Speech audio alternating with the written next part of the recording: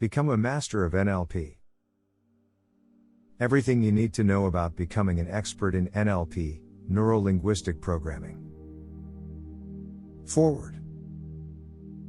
Perhaps you feel that you are not doing the things that make you happy in life, because you feel you are not accomplishing them. Naturally, you have read books or watched videos about how to achieve your goals, only to be disappointed when you do not see any results. Maybe the time has come for you to find another resource that reveals your goals and eliminates doubts that you can accomplish them. Find all the answers you need here. Become a master of NLP. Chapter 1. What is NLP? Become a master of NLP is an audiobook that provides you with direction and the appropriate values and beliefs that propel you towards success, whether the success is measured in economic prosperity or just getting the feeling of having made a difference. The basics. Sometimes, your lack of self-confidence and inappropriate behavior prevent you from reaching your full potential. NLP technique is the result of 40 years of study on the experiences of people who have made a difference. In the study, experts focused on people who performed exceptionally well, did things others would not think of doing, and through that did not only realize their dreams but also caused a great deal of positive impact in the lives of others. In order to develop the technique, the method makes use of the behavioral and thinking patterns found in exceptional people. You have dreams and desires and certainly have the tools to attain them. The problem is too many distractions prevent you from focusing your abilities on attaining goals. A lot of times your lack of self-confidence holds you back, and inappropriate behavior also puts a damper on your efforts. As a person in the past, you might have preferred to remain in the background, but today with NLP you want to be in the middle of things, which is where you should be if you want to succeed or make a meaningful difference. NLP teaches you general principles by which you can achieve the things you want in life. These principles, when applied consistently and properly, result in a change in perspectives. You become more confident and less bothered by emotions. You are able to overcome fears. Your thoughts are more directed and focused because you would have shed your negative beliefs and repetitive thoughts, and you become an excellent communicator. Because of improved thinking patterns and self-confidence, you are able to influence others more easily. Chapter 2. Will your life change with NLP? After finishing the NLP course, it was made clear that I would never settle for anything, especially when it means working at a job I hated. It was my desire and ambition that made the deciding factors for me. I have not even looked back after quitting my job, but it was mostly because of the support I got from my wife. Now, I am very happy with my job, and I earn much more than what I used to but work for fewer hours. Another good thing about it is that I can walk into big groups without feeling shy or anxious, and that I have begun to face my fears, while being able to find peace, both inside and out, that I've been wanting for a very long time. This was just really a small note, to let everyone know that miracles have been happening, and I thank you for it. What about your life? The feedback above is just one of the many testimonials of how NLP has really changed someone's life for the better. Chapter 3. Be an excellent communicator with NLP. Neuro-Linguistic Programming, or NLP, is one of the most powerful applied psychology system anyone with keen interest in the communication and persuasion fields can do to improve his convincing powers. Knowing exactly how people communicate will enable you to see the real matrix of communication, whether in person, via phone, or any other electronic means such as email, texting, and online chatting. Communication. Rapport. Rapport occurs when individuals synchronize into the same frequencies, that they clearly understand and empathize with what the other person is saying or where he is coming from. When you are in this state, the communication becomes much more powerful and natural, as the parties trust each other. The standard pattern neuro-linguistic practitioners employ to get in this empathic state are the following. Mirroring refers to being aware of the gestures and mannerisms, including the important words the other party is saying, which you then try to feed back to the speaker. People trust themselves, and the more you are present as a reflection of them, the more apt they will believe you. Note, mirroring does not mean being a copycat. It has to be non-blatant, almost invisible, and yet perceptible to the person's unconscious mind. Pacing and leading. Pacing means that you are demonstrating that you have an appreciation of the other person's reality, which you can do by pointing out things that are undeniable in his current situation. Leading means grabbing another by the hand and taking him to wherever you want him to go. The general pattern is as follows: pace, pace, pace, and lead. Which later becomes pace, pace, lead, lead. Eventually, it becomes pace, lead, lead, lead. Let us say you are a guy who wants to get acquainted with that beautiful girl you see in the mall. How do we apply this principle?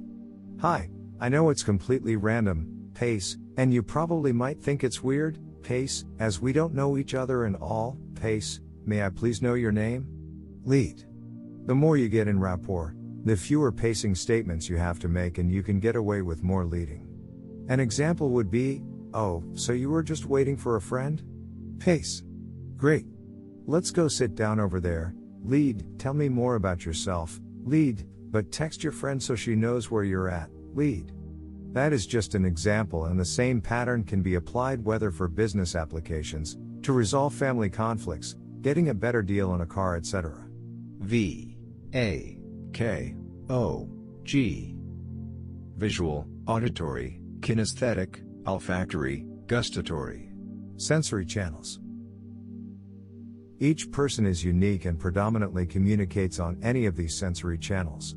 Photographers and painters tend to be visual, musicians, auditory. Dancers and actors, kinesthetic. Perfume designers, olfactory. Chefs, as gustatory. The preferred channel changes depending on the subject matter at hand. However, to add impact and for the communication to be clearly received, it has to be sent primarily to the channel to which the subject will be most responsive to. Chapter 4. Using NLP eye movements to interpret the other person. Synopsis. NLP eye, accessing cues or lateral eye movements, depict a person's internal mental process that can be easily observed and quantified, very useful in modeling, and may provide clues on how the person thinks. By having the sensory acuity to observe the nonverbal signals, the subject is subcommunicating. You almost have an X-ray, as it were, to see through other people's minds. Another application for knowing about eye accessing cues is to be able to detect deception. Though not always reliable, especially if you are dealing with a compulsive liar, or someone who actually believes his lies to be facts, this application may not prove to be that useful. The major advantage to using this technology is to know the internal processes, and which representational systems a person accesses as you communicate. Knowing if a person is predominantly visual will help you convince him more effectively and gain deeper and faster rapport, as you know exactly how he is processing information. The NLP accessing cues locations. Please understand that this is the standard model for a majority of the population. Some people are organized differently, though rarely it does happen. As Richard Bandler, founder of NLP, says, people may be disorganized, but they are disorganized in systematic ways. So just recalibrate on the custom placements when you encounter these people. VR visual recall. If you ask a person to remember a memory visually, he will be looking at this at 11 o'clock. VC, visually created. Ask him to create a visual image that does not exist in memory, meaning it has to be fabricated. He will look to his 1 o'clock. AR, audio recall. Asking him to remember a sound from memory, he will look to his 9 o'clock. AC, auditory created. Asking him to manufacture sounds, he will look to his 3 o'clock. AD, audio digital. Asking him to self-talk, he will look into his 7 o'clock. Kinesthetic. Asking him to feel a sensation or an emotion, you know, to his 4 o'clock. Lateral eye movements in action. Whatever you see will take place at lightning speeds as they process information internally. Asking the person to feel something, 4 o'clock, he will quickly move to possibly visual remembered at 11 o'clock, and then briefly ask himself if that's correct 7 o'clock. Perhaps his memory is a little dark or blurred, visual submodality adjustments, so he makes an adjustment by creating artificial lightness, so he goes to the visually constructed position at 1 o'clock. As he was talking about the dog on the horizon, a cute puppy catches his attention for a moment, so he looks at it, tries to compare it to a dog he knew as a child, visually remembered, and so on. All of these are happening very fast, hard to keep track of, So practice more to get accustomed to paying attention to this level of data interchange. You are an observer and a communicator at the same time after all. Chapter 5. Understanding the NLP Meta Model. The first model the NLP founders created is the Meta Model, which came about as a result of modeling the communication intervention styles of the successful psychiatrist Fritz Perls and Milton Erickson. This model allows the operator to extract and loosen the encodings of reality of the subjects. In other words, a map is not the territory, and through language, people have unwittingly led astray and see life through biased lenses. Deletions, distortions, and generalizations. Communication is always imperfect and incomplete, and only a tiny part of the experiences is communicated. To use the meta model is to bring back the missing information, and thus change the beliefs and meaning. Our encoding of reality in our minds is governed by the following. Deletion. To eliminate dimensions in the experiences, to tune out the necessary, to make the experience more manageable or tangible, and these are the bits we deem unimportant for that time. Simple deletions. Unspecified nouns, relationships, adjectives. It's time for you to face reality. This can be challenged by challenging the violations. Which reality? Says who exactly? Which time is that? Comparisons. You're the worst driver I've ever met. Because you are being compared against an invisible entity?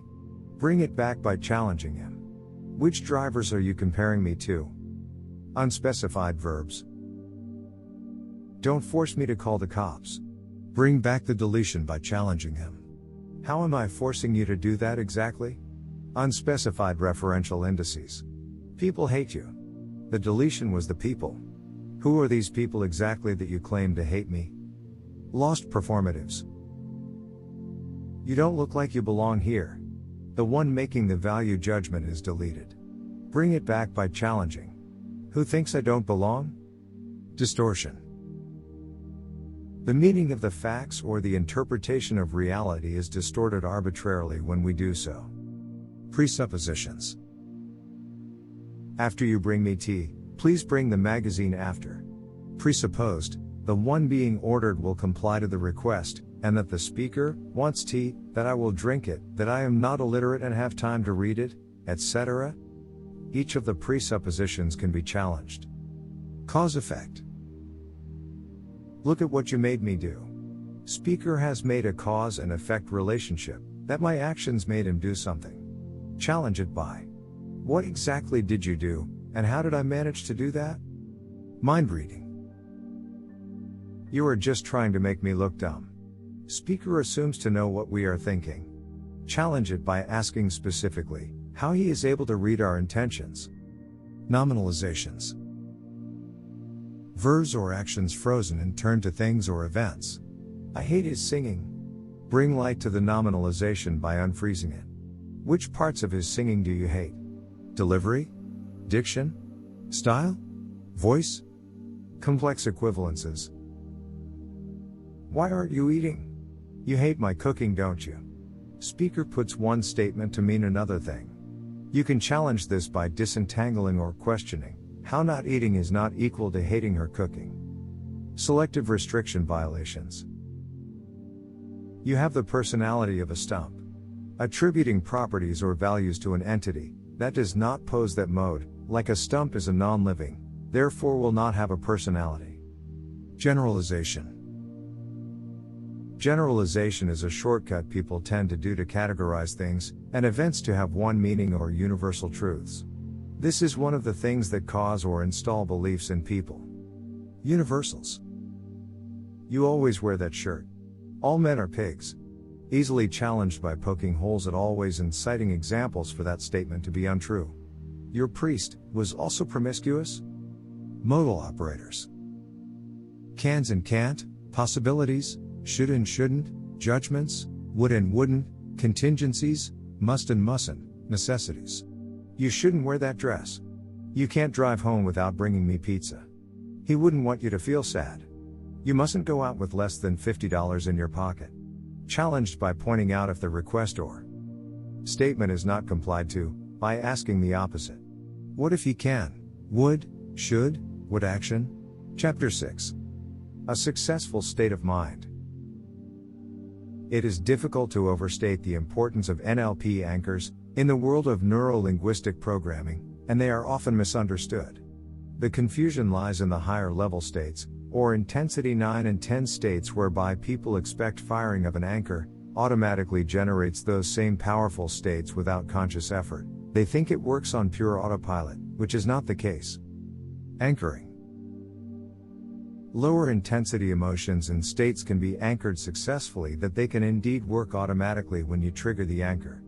That is not to say strong emotions cannot be anchored. In fact, they can be, but they require conscious assistance and effort. Examples of intensity 9s and 10s are ecstasy, anxiety, hyperexcitement, like you just won the lottery. Realistically though, these require tremendous energy as they need to be manually assisted. By trying to anchor the strong states, you can still get a toned down version or sensation, and from there you manually intensify it through conscious thought. To realize that these intense states need not be anchored to just one place. You can manufacture different anchors for different states, and like operating machinery, mixing and firing of these anchors will activate these special designer states. Static and dynamic anchors. Static anchors, following the machinery metaphor, are buttons you push to activate the desired states. Dynamic anchors are like stereo equalizer panels or volume knobs. They are also known as sliding anchors. For intense states, sliding anchors, 28, are recommended because you are able to calibrate the intensity, both higher and lower, to reach the desired states. Another body of knowledge called the DHE or Design Human Engineering relies heavily on these dynamic or sliding anchors, but that's another topic altogether. Anchor creation process. To properly set a static anchor, you have to reach the peak of that state, and on its upward slope 90% of the way there you create the anchor. Do that repeatedly, with as many sensory channels as possible simultaneously to create stronger neural connections. Let's say you want to anchor the state that you're successful, top of the world, billionaire tycoon, conquers all feeling. You either remember a time you have felt that way, or just imagine and create that state on the spot, just about when you're about to peak. Press on your thumb really hard as you go, shout in your head, Zavam. Do this as you visualize a symbol or person that is for you, the epitome of success, i.e. Donald Trump. You can strengthen the anchor even more by employing the smell and taste channels, say a perfume, in a moment when you set it. The trick to creating strong and lasting anchors is repetitive training and retraining. Once you anchor the state, break the state right away by deliberately thinking of something else, like simple mathematical computation in your head or whatever you fancy, and repeat the anchoring process.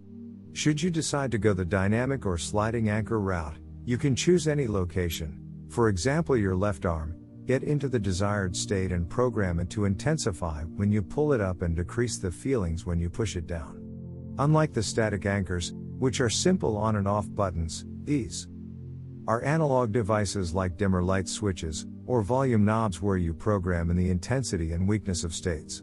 Sliding anchors are better than static ones for higher intensity feelings. Chapter 7. Achieve success through NLP modeling. The bodies of knowledge, that is NLP, came about by modeling successful people in their respective fields. The tools discovered in modeling these experts have become the tools themselves to expand complicated modeling processes. Success. What separates the founders Richard Bandler and John Grinder from the typical researchers is that they identified the structures and internal processes most unconscious to the models themselves, as opposed to technical skills other researchers focus, to arrive at the special sauce, so to speak, that makes these people exemplary. The inherent problem with these experts is they mistakenly attribute their success to their external skill sets, instead of their inner game methodologies. The goal of modeling is to identify these invisible structures, analyze them, and create a model that can be taught and replicated. In order to successfully practice, let alone excel in a discipline, one must possess the requisite training and experiences. The limitation of modeling is you cannot teach a layman to become an ace, top fighter pilot, just by transferring the model's internal processes, except if the subject has the basic competence to be reasonably good, but not exceptional, as a jet pilot. Conversely, The structures you are able to extract from a good model can be transferred to someone else, not necessarily in the same field. Modeling an ace pilot may translate well to a race car driver, a policeman, even to a basketball player, depending on which sets of traits was modeled. The 3 phases of modeling. Observation. This involves keen observation of the model, and the sensory acuity to observe the internal process happening in the subject.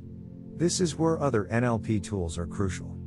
The culmination of all known NLP techniques to accurately dissect and break down the various parts, metacognitions, and processes, personal values, self-concepts, beliefs, capabilities, drivers, etc. It is an interactive process, where pinpoint information elicitations are necessary to extract all possible useful data. Key success factors of the model, the special sauce. There are only a few components that make top performers perform the way they do. The challenge is determining which among those factors actually do contribute to the genius of the model. For example, if a physician, the model, performs exceptionally well, who happens to be both a combat medic and is exceptional in mathematics, and has a degree in engineering. Is it the model's IQ in mathematics that allows him to attack the medical problem with ease, or was it due to his battlefield experience as a combat medic that gives him the survive at all cost mentality, streamlined custom treatment protocols he needed to save lives in the war zone? Or possibly, it is neither. Perhaps, it is the physician's intuition that allows him greater insight over normal doctors, that lets him treat patients more expediently with lower mortality. All this data would be collected, analyzed, and filtered for noise, then tested for results. Methodology and transference of the model. Having collected the data including the sequencing of the model's internal processes, the created model would have to be transferable and teachable. It is not expected to perform exactly as well as the model subject due to unaccounted for variances, personality, and situational uniqueness, etc. However, a sizable amount of the model subject's unique processes and results should be transferable and replicable to determine if the model is a success. Chapter 8. Effective NLP Reframing Techniques. Neuro-Linguistic Programming. Frames are arguably one of the most important concepts, if not the most important idea in the body of knowledge, called NLP. There is an old adage that is drilled into every NLP practitioner: the map is not the territory. This means that our perception of reality is not the reality itself. Everything that we experience in life is subjective, meanings are always attached to them, that people are not consciously aware of. People live and buy into the matrix, as if the map is real, not realizing they are viewing reality through interpretations or frames. Simply put, frames are what put meaning and context to occurrences and events in life. To have the ability to recognize and step out of the frame, and see it for what it is empowering enough. It loosens the grip on faux reality. Without frames, human beings will only live in the present, and experience life, just like animals, with no preconceived notions of past and future, relationships, and meaning. Everything becomes an isolated event, disconnected from everything. Frames are a necessity of existence. And those who know how to consciously control it can control others' perception of what they deem to be reality. He who controls the frame controls the game. Let us assume we cannot control the events that unfold for a given situation. Having limited to no control of the event, we can however still affect the experience of it. To change the meaning is to change reality itself. The very fiber of perceived reality. You can reframe any part of an individual's experience and mental construct, whether it be his beliefs, identity or self-concept, personal values, actions, capabilities, etc. There is an infinite number of frames you can custom design. For the established NLP patterns, please see mind lines or sleight of mouth patterns, but for simplicity, it is helpful to phrase the problem for reframing work as X equals Y, complex equivalence, or X causes Y, cause and effect. Let's say the problem statement is I am stupid, X, that's why I can't get promoted, Y. You can look at it from a cause and effect or complex equivalence manner and reframe accordingly. My stupidity causes failure to be promoted. Not being promoted is synonymous with my stupidity. Now seeing the problem clearly, we can now work on changing the meaning. You may change either X or Y or both. Let's play with X. Stupid, first. I am overqualified, X, that's why I can't get promoted. I am not really meant for this occupation, X, that's why I can't get promoted. Let's play with Y, can't get promoted. I am stupid, that's why I'm even staying with this dead-end job, Y. I am stupid, that's why I'm not maximizing my true potential and seeking a job where my talents are utilized, Y. In practice, we do not want to use any negative identity description such as my stupidity, so we would have to reframe that in the outcome. I am overqualified and underutilized, X, which is why this job is really not a good match with my talents, therefore I can't get promoted, Y. The above reframe quashes any negativity and self-esteem hits on the subject, so he now feels more empowered or has more confidence, just by changing both the X's and the Y's. In addition, you may also reframe the world itself without touching on the X and Y. In practice, we do not want to use any negative identity description such as, my stupidity, so we would have to reframe that in the outcome. I am overqualified and underutilized, X, which is why this job is really not a good match with my talents, therefore I can't get promoted, Y. The above reframe quashes any negativity and self-esteem hits on the subject, so he now feels more empowered or has more confidence, just by changing both the X's and the Y's. In addition, you may also reframe the world itself, without touching on the X and Y. Putting that insecure employee in a world where there is a depression and no job opportunities available. Will it instantly change its meaning? I am stupid, that's why I can't get promoted, in a world where 70% of the population are jobless. Chapter 9. The power of NLP persuasion techniques. Persuasion is very important for whichever area it may be, whether for business, marketing, copywriting, sales, and even seduction. You simply cannot afford not to learn how the mind really works based off the NLP paradigms. With all the tools at your disposal, you have the well-crafted, elegant, and sophisticated persuading technology money can buy. In fact, a lot of persuasion gurus touting their own systems have had at least basic NLP training. Do you know the plethora of devices available that can hit on the subject's internal mechanism? It's almost cheating. A noted persuasion guru believes that time is the only consideration to a true persuader. These persuasion devices are far-reaching and effective. NLP as a reality framer and modifier. It allows you control of the frames or meanings of any events and situations that happen in real life. He who controls the frame controls the game, and there is no other tool capable of manipulating these implicit and explicit frames that exist in that interaction or on the product or service being offered. NLP as an X-ray machine of their minds. The deep insight a practitioner gets, learning how to observe and make meaning of the levels of communications, whether it verbal or nonverbal, allows the NLP operator to virtually see how the subject and his mental programming are processing the world and the interaction. NLP skill sets, on its own, without conscious effort to use it to read an individual, you just naturally have a keen sense of intuition of how the person is feeling, or what he could be thinking, and where he is trying to go. NLP Deep Rapport and Trust Builder. A technology inherent in the system, allows the persuader to quickly and easily bring empathy through pacing and leading. A competent operator can easily demonstrate understanding of the subject's reality. He is able to easily grab the subject by the hand, with minimal resistance, and take him to a place he wants him to go. NLP used in verbal jujitsu. A great benefit of being involved in this material is your ease at maneuvering conversations with exemplary effectiveness. Richard Bandler calls this the state of uninsultability, where you have the slickness to weasel in and out of any verbal obstacles, and dominate each and every time. It can even make you a good debater, and thus a powerful or effective persuader. NLP used in verbal jujitsu. A great benefit of being involved in this material is your ease at maneuvering conversations with exemplary effectiveness.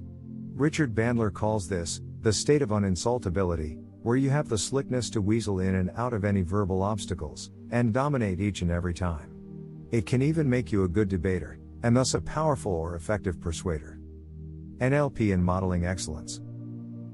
The most basic, Perhaps the yet higher purpose of this discipline is to be able to capture excellence, wherever it may be.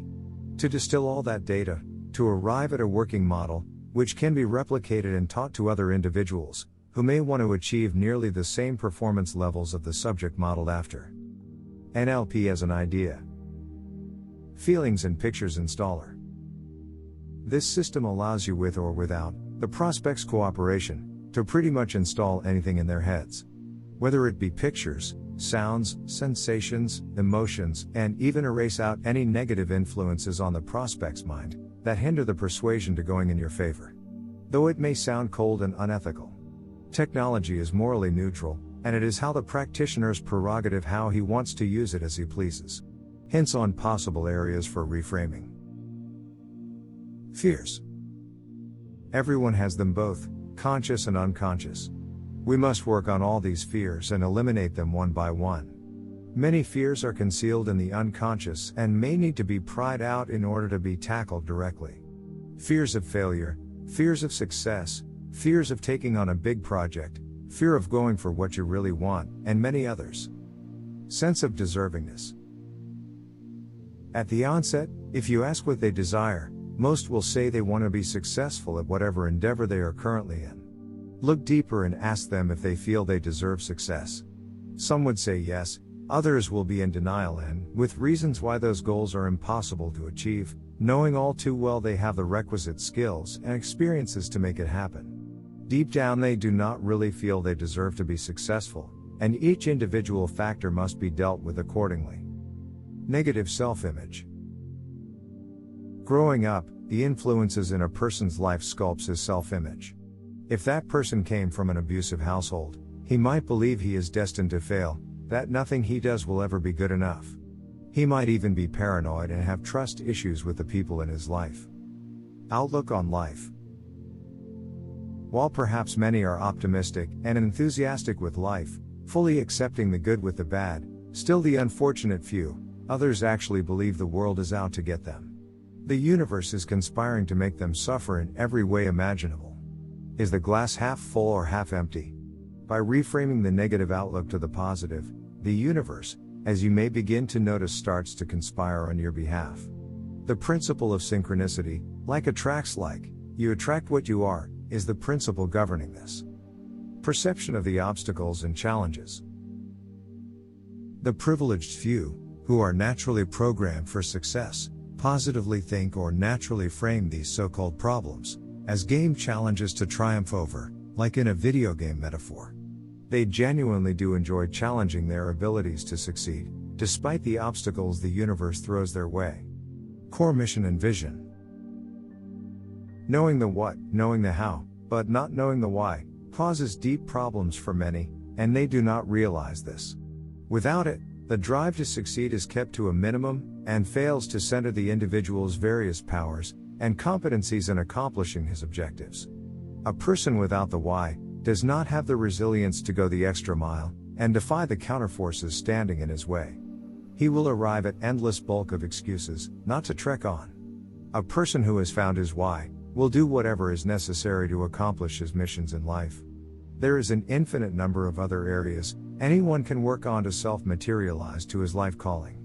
In general, identify everything negative and reframe it appropriately. Find the positives going on for you to further strengthen it. Work on both simultaneously, and you are leagues ahead of the pack.